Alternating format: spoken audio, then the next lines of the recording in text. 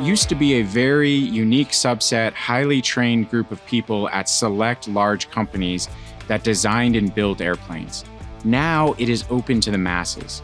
And that is where the excitement comes in. That's where the power of outside of the box thinking has the ability to really change what we know about aviation. It gives university students and young engineers the rare opportunity to get their hands dirty, solving a very real national security problem today, rather than waiting a decade into their careers to make an impact.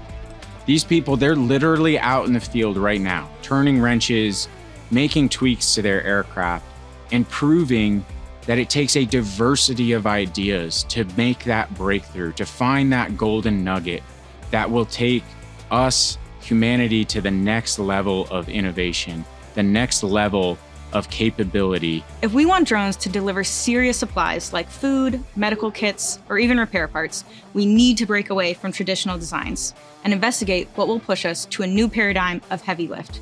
This breakthrough matters to everyone because it will enable faster and more efficient military logistics, transform commercial and supply chains, and allow for quicker disaster relief to hard-to-reach locations.